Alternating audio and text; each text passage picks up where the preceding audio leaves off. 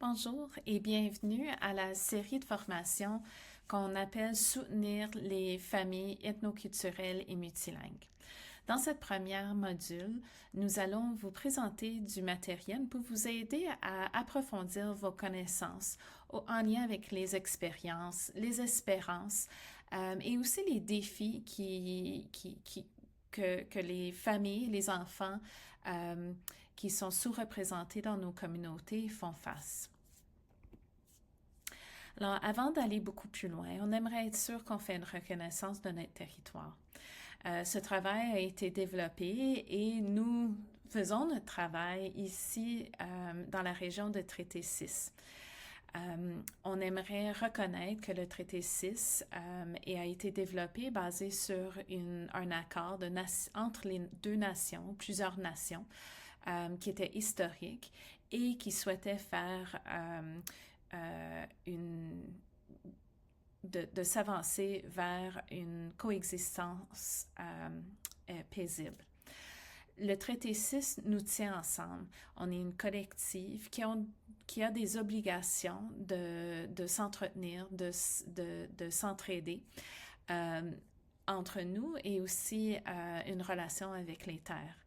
Et puis cette relation est là, même si ça fait juste une journée, une année, ou 100 ans ou des milliers d'années qu'on est ici. C'est un honneur pour nous d'être ici ensemble et de partager dans cette communauté et les relations que cette terre nous offre. Alors, je vais me présenter, aussi présenter ma collègue Nahid Mouki qui a aidé au développement ou qui a soutenu le développement de ces présentations. Alors, je suis Andrea MacLeod, je suis une professeure à l'Université de l'Alberta. Ça fait depuis très longtemps, j'ai toujours parlé deux langues. Je suis aussi une mère. Et puis, ces expériences comme une personne bilingue qui a toujours parlé l'anglais et le français m'a amené à développer vraiment une passion pour l'étude de la langue, du développement du langage et pour le maintien des langues.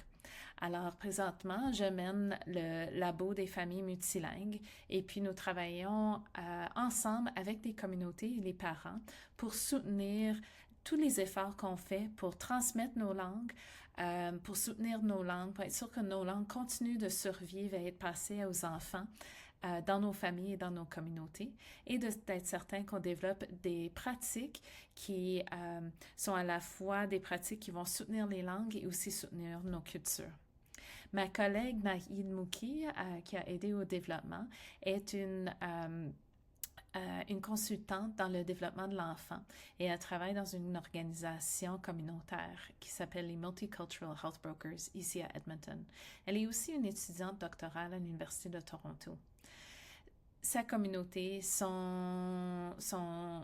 ses études et sa recherche se centrent tous autour de la préservation de la culture des enfants, la culture de leur famille et de leur langue, et puis de comprendre comment on peut mieux soutenir les enfants réfugiés et immigrants dans nos communautés canadiennes. Elle-même est une immigrante de première génération et elle se souvient de comment, lorsqu'elle était une jeune enfant et une personne racialisée avec des liens avec la communauté pakistanie, comment tout ça lui a donné des expériences à s'adapter, mais aussi trouver des façons de vivre à l'intérieur d'une culture prédominante qui était différente de la sienne. Elle a travaillé comme une éducatrice dans le milieu préscolaire et elle se souvient d'avoir été demandée de ne pas parler sa langue dans les milieux entre ses collègues. Et puis aussi d'être demandée, des fois indirectement, de ne pas chauffer sa nourriture dans le micro-ondes parce que la nourriture de sa culture amenait des odeurs qui n'étaient pas appréciées par ses collègues. Bien sûr, c'est des biais culturels, des biais qu'on a, et puis que ça nous amène à vraiment réfléchir de qui est inclus et pas inclus dans nos communautés et puis dans nos milieux de travail. pour elle, ces expériences ont vraiment lui a allumé pour de continuer à travailler, à faire valoir l'importance de fêter et d'amener, de reconnaître les cultures et les cultures diverses et le multilinguisme dans le milieu de la petite enfance. Pour les enfants et aussi pour les adultes qui les entourent et qui les soutiennent. Alors, cette série est vraiment basée sur nos apprentissages, sur nos expériences, sur des expériences et les histoires de les communautés qu'on travaille avec. Et on est vraiment heureux de pouvoir les partager avec vous pour aider ce développement de vos connaissances. Alors, le guide Spark, vous avez tous pu le feuilleter, l'explorer. Les objectifs spécifiques du guide Spark sont les suivants. De décrire les principes des services de la petite enfance, adaptés à la culture et souligner comment ils peuvent éclairer les programmes et les pratiques en Alberta. C'est aussi de partager des stratégies flexibles pour renforcer et développer les compétences, la compréhension et la confiance des éducateurs, des directeurs et des opérateurs de programmes en matière de services de garde qui sont adaptés à la culture. On veut aussi susciter l'apprentissage continu, l'adaptation et la créativité dans l'application des principes et des stratégies. Alors, comme on a mentionné dès le début, ce module, c'est le premier module de 4. Alors, notre formation s'appelle « De soutenir les familles ethnoculturelles et multilingues ». Dans ce premier module, on va se concentrer sur comprendre les expériences des familles ethnoculturelles et multilingues. Par la suite, on va continuer à discuter comment renforcer les pratiques multilingues et interculturelles qui prennent place dans vos pratiques. Le troisième module va explorer les capacités des familles, comment construire sur ses forces. Et dans le quatrième module, on va faire une synthèse de tous ces principes. On espère que chaque module va vous aider à amplifier et vraiment contribuer à construire vos compétences pour mieux soutenir les enfants et les familles avec qui vous travaillez. On reconnaît que vous êtes très occupé et on apprécie beaucoup l'investissement de votre temps que vous faites envers cette matière, puis avec le but vraiment de mieux soutenir les enfants et les familles avec qui vous travaillez. On va faire de notre mieux pour assurer que le contenu est facile à suivre et qui est applicable à votre travail. Pendant qu'on construisait ce cours, on avait 3 gros principes. Les premiers 3 modules sont vraiment autodirigés par vous. Ils vont durer environ 30 minutes. Et puis, le but, c'est vraiment que vous pouvez les compléter à votre propre rythme et qui peuvent entrer dans votre horaire d'une façon facile. Les concepts que vous allez apprendre sont directement en lien avec les compétences que vous avez besoin pour être capable de mettre en place des pratiques interculturelles et multilingues. Et ceux-là vont vous aider à continuer à alimenter vos outils que vous utilisez dans les salles de classe et dans vos milieux de travail. On va avoir une 4e module et puis celle-là va prendre place plus tard en 2025. Le but ici va être d'avoir un moment où on vient ensemble virtuellement, mais tous en même temps pour être capable de discuter et collaborer. Alors, cette série, c'est vraiment un très bon moment pour approfondir vos apprentissages et faire un impact dans les communautés avec qui vous travaillez. Alors, dans ce module, vous allez explorer les histoires personnelles, apprendre à connaître les diverses valeurs familiales, comprendre les expériences pré- et post-migratoires, examiner les barrières systémiques ainsi que la culture visible et invisible, et faire une pause et réfléchir à vos expériences. Une fois qu'on a tous ces connaissances avec nous, on va être mieux capable de servir les familles avec qui on travaille. C'est important de noter que nous, comme individus, mais aussi nous, les travails dans lesquels on travaille, peuvent avoir les meilleures intentions, mais il y a des barrières, il y a des défis qui sont souvent enracinés dans l'histoire qu'on a au Canada, en lien avec l'histoire coloniale, l'histoire où on a du racisme à l'intérieur de nos systèmes qui continue d'avoir un impact. Cet impact est souvent vécu par par les familles ethnoculturelles et multilingues. Ces impacts font que leur participation, leur pleine participation peut des fois être difficile pour eux. Et notre rôle, nous, mais aussi nous dans le secteur, on peut tous avoir un rôle pour essayer de faire des changements importants dans les structures pour être plus accueillants et plus ouverts.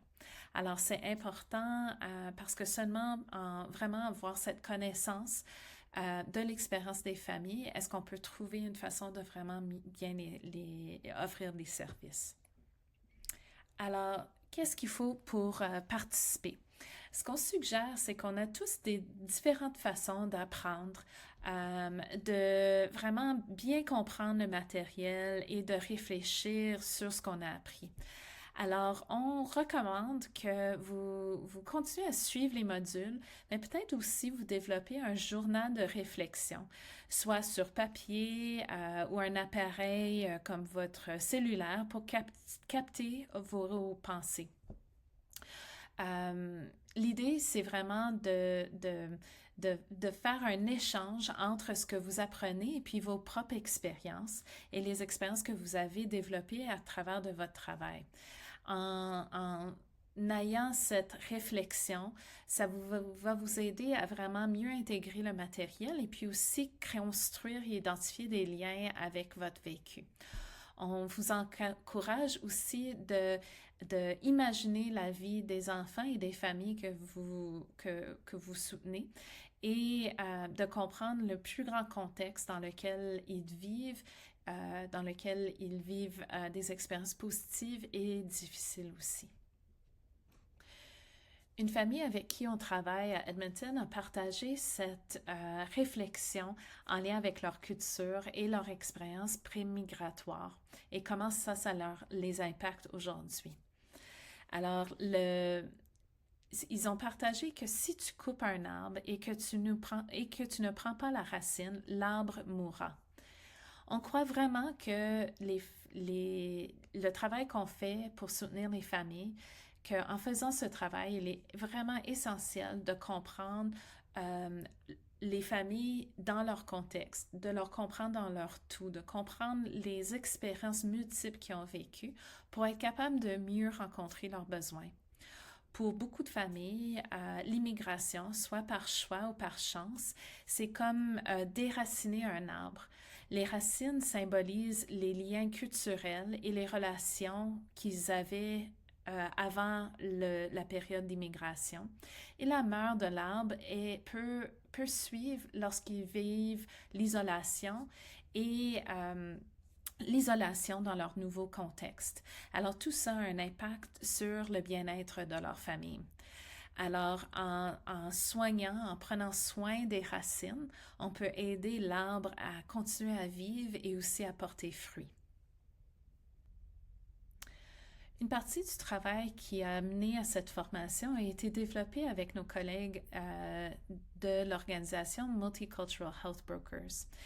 Cette organisation a engagé dans un projet en 2022 de mieux comprendre les expériences des familles ethnoculturelles et multilingues et comment eux ils interagissent avec le système de la petite enfance ici à Edmonton. Alors, ce travail nous a aidé à développer ça nous a aidé à développer une série d'histoires qui amenaient ensemble différentes expériences qui ont été vécues par les communautés avec qui on travaille. On peut utiliser ces expériences pour mieux comprendre les vies des familles et qui peuvent nous aider à développer une bonne compréhension de leur vécu et de pouvoir les soutenir d'une façon qui est appropriée de façon culturelle et qui honore leurs expériences précédentes. Puisque cette information était très sensible pour les familles à partager, nous avons amené les grandes lignes de compréhension et puis ils ont été interreliés et ont été amenés à développer, on a développé une série d'histoires. Ces histoires sont tous présentées dans ce rapport qui s'appelle Journeys Through Early Year Learning and Childcare in Edmonton. Alors, la traduction serait Voyage à travers de l'apprentissage et la garde des jeunes enfants. Ce rapport s'appelle Journeys Through Early Year Learning and Childcare in Edmonton. Ce qu'on peut traduire comme Voyage à travers l'apprentissage et la garde des jeunes enfants. Ça comprend les récits de première main sur les expériences des parents ethnoculturels ayant de jeunes enfants âgés de la naissance à 5 ans, et puis leurs expériences dans les services d'apprentissage et de garde des jeunes enfants.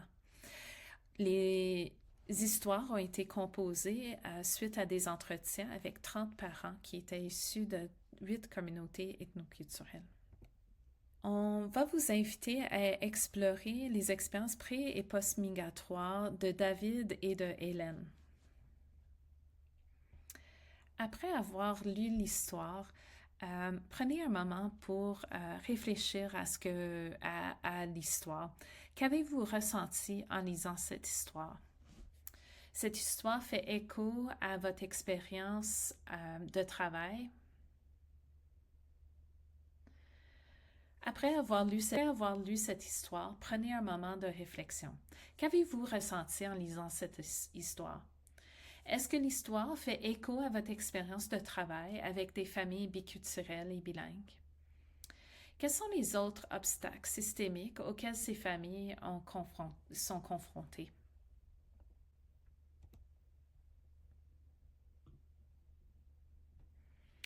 On espère que cette histoire de Hélène et David vous rappelle des expériences que vous avez eues avec les familles avec qui vous travaillez. Peut-être ça vous a aussi fait penser à des moments que vous avez eus ou que votre famille a eus. C'est pas par accident ou par hasard qu'on investit dans la compréhension puis le soutien des communautés ethnoculturelles et multilingues en ce moment. On sait que le Canada est très divers en termes de démographie, mais aussi en lien avec le secteur. Et puis, c'est important que le secteur réfléchisse cette diversité. Le contexte de l'Alberta. Plus d'un quart des Albertains s'identifient comme faisant partie d'un groupe racialisé selon le recensement de 2021. L'Alberta est la 3e province la plus diversifiée au Canada selon la racialisation. On sait aussi qu'environ 431 000 personnes ont immigré au Canada en 2022 et près de 52 000 d'entre elles vivent en Alberta. Un grand nombre de familles ethnoculturelles et leurs enfants ont été impliqués dans un processus de migration. On sait que la migration, c'est un processus à travers qu'on peut vivre des changements fondamentaux dans notre environnement et aussi au niveau de nous comme personnes. Pour mieux comprendre ce processus, c'est important de considérer les moments pré- et post-migratoires.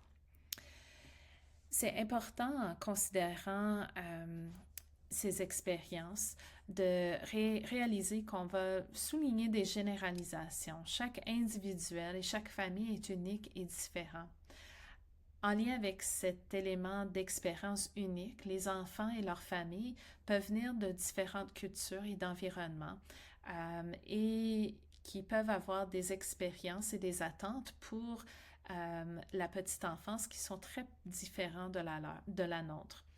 En lien avec ça, leurs expériences et leurs attentes peuvent être différents lorsqu'ils arrivent au Canada aussi.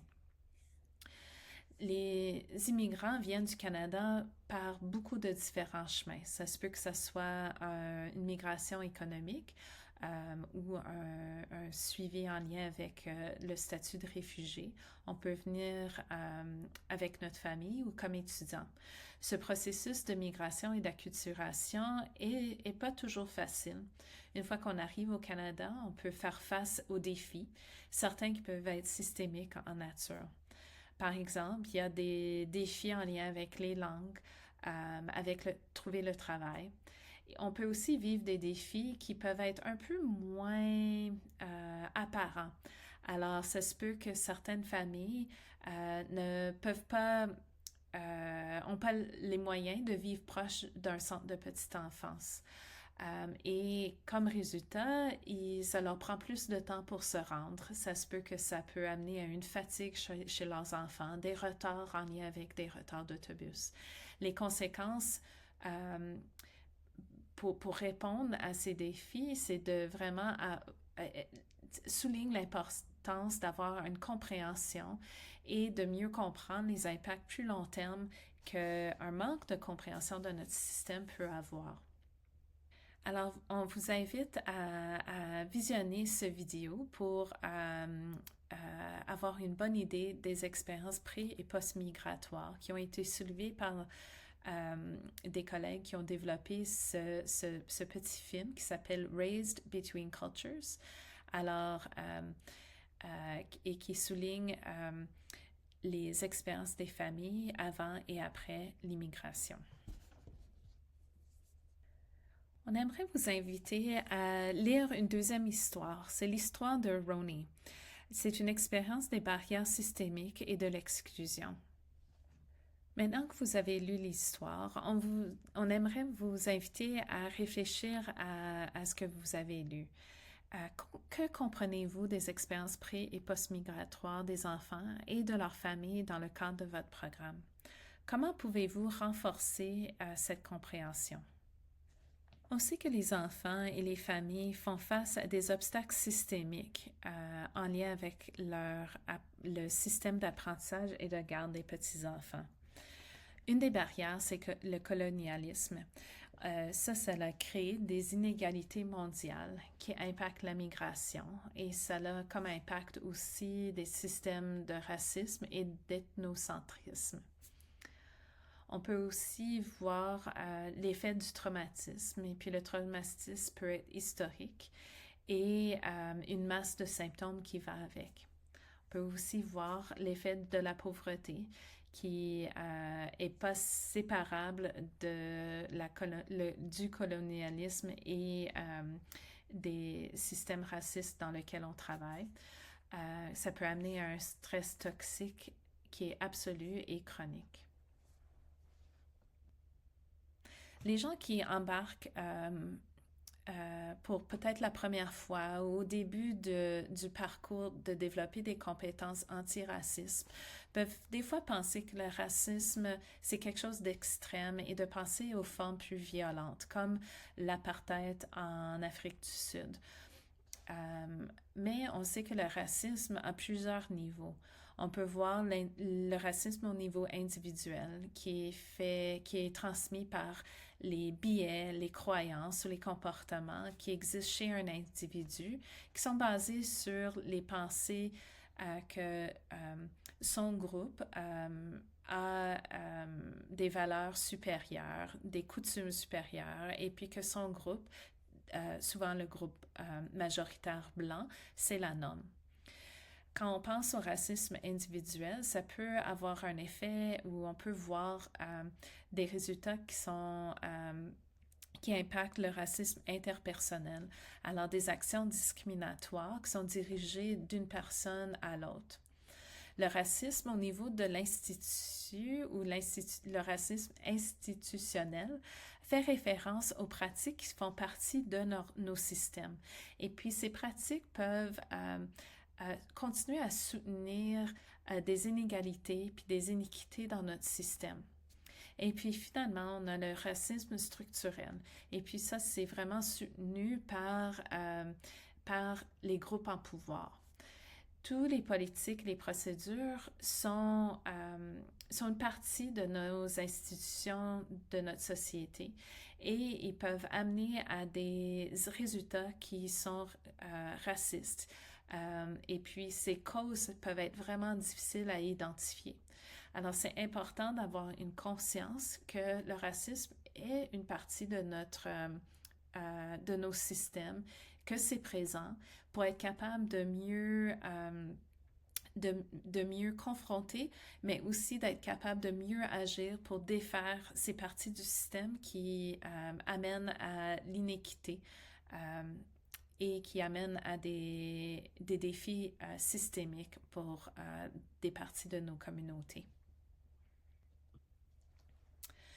On peut comprendre aussi que nos enfants et familles ethnoculturelles et multilingues ont des expériences qui sont très importantes à comprendre.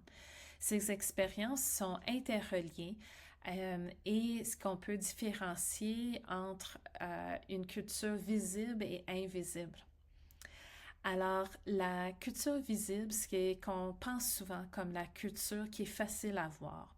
C'est ce qu'on peut voir comme des expressions externes de culture, telles que la façon qu'on s'habille, ce qu'on mange et notre langue. C'est très intéressant de penser que quand les systèmes dans notre société veulent valoriser l'interculturalité ou veulent valoriser les différentes cultures, ce qui est vraiment, vraiment important de faire, ils vont souvent souligner ce type de culture visible, alors des symboles des cultures. Alors, vous pouvez essayer de penser à différents exemples de votre culture et comment c'est quoi les symboles visibles de votre culture. Quand on parle de culture invisible, on pense aux éléments de la culture qui sont plus implicites, comme nos croyances, nos valeurs, nos façons de résoudre le conflit. Ces aspects de la culture invisible sont plus difficiles à discerner, mais ils ont une grande influence sur nos interactions entre nous, entre nos enfants et entre nos familles que notre culture visible. Ça peut être plus difficile d'identifier ces éléments-là, et puis c'est souvent des éléments de la culture qui sont pas fêtés, qui sont pas soulignés. Alors tout le monde, ça vous inclut, sont influencés par votre culture invisible et visible. En comprenant ces éléments et comprenant que ces éléments sont différents d'une personne à l'autre, ça peut nous aider à être plus conscients et aussi d'être capable de construire des ponts pour mieux soutenir les enfants qu'on travaille avec. Alors, quand on pense aux cultures invisibles et visibles, on peut essayer de mieux comprendre ce qui fait chaque enfant et famille unique. Alors, on va regarder 2 exemples, puis on va vous encourager de penser à quels sont des indicateurs de culture visible et quels sont certains qui sont invisibles. Alors, chaque enfant, c'est un enfant de 4 ans. Le premier est immigré du Bangladesh, issu d'un groupe ethnique marginalisé, les Rohingyas, a vécu dans des camps de réfugiés avec sa famille et a des parents analphabètes. Un autre enfant est aussi un immigré du Bangladesh. Ses parents sont très instruits et avaient des emplois à haut revenu dans leur pays d'origine. Ils sont exposés au bengali et à l'anglais à la maison. Alors, si vous pensez à ces 2 cas-là, ça se peut que ça vous amène à réaliser que malgré certaines ressemblances dans leur parcours d'immigration, ils ont aussi des différences majeures qui peuvent être pas bien distinguées si on ne prend pas le temps de vraiment avoir une conversation. Alors, si vous pensez aux enfants dans votre programme, de quelle manière leurs cultures vous sont-elles visibles? De quelle façon leurs cultures sont invisibles? Comment pouvez-vous en savoir plus sur leurs identités culturelles, y compris les aspects invisibles? On sait que les familles ont différents souhaits et différents rêves pour leurs enfants. On va vous partager quelques exemples de ce que des familles ethnoculturelles et multilingues ont partagé avec nous. On les a recueillis à travers de notre travail avec le projet des voyages de Journeys et aussi dans notre projet du Parent Manifesto. On va vous en parler un peu plus de ça dans le 3e module. Alors, une mère a partagé que je prie pour que ma fille soit en bonne santé, qu'elle grandisse en sagesse, qu'elle ait confiance et qu'elle ait l'intelligence nécessaire pour vivre en société, que la réussite soit son pain quotidien. Un autre parent partage être aimant, non seulement envers les autres, mais aussi envers eux-mêmes et leur famille. Aimer, prendre soin, respecter et nourrir. Et puis, j'ai des aspirations pour eux en ce qui concerne l'éducation. Je prie et j'espère qu'après avoir obtenu leur diplôme, à la fin de leurs études secondaires, ils poursuivront leurs études à l'université. Et finalement, j'espère que mon enfant sera un être humain vraiment gentil, quelqu'un qui rendra la vie belle pour lui-même et pour les autres. On espère qu'en entendant ces espoirs et aspirations des familles, vous allez aussi réaliser qu'ils s'alignent vraiment bien avec ce que vous souhaitez pour les enfants avec qui vous travaillez, que aussi probablement ils s'alignent avec les souhaits que vous avez pour vos propres enfants. Alors, en sachant qu'on vient tous d'une place où on veut soutenir et encourager le développement des enfants avec qui on travaille, les enfants dans notre vie, on peut vraiment penser qu'on commence par on commence avec un but partagé et qu'on peut travailler ensemble pour trouver des bonnes solutions. Alors, quel espoir est-ce que vous avez pour les enfants dans votre programme? Comment pouvez-vous en savoir plus sur les espoirs des familles ont pour leurs enfants? Alors, félicitations, vous avez terminé le module 1. Dans ce module, vous avez exploré des histoires personnelles. Vous avez appris à connaître les diverses valeurs familiales. Vous avez compris les expériences pré- et post-migratoires. Examiné les barrières systémiques ainsi que la culture visible et invisible. Et vous avez fait une pause et réfléchi à vos propres expériences et vos vécus et ceux des enfants et des familles avec qui vous travaillez. Merci beaucoup pour votre attention et n'hésitez pas à nous contacter si vous avez des questions ou vous voulez poursuivre des conversations. Au plaisir!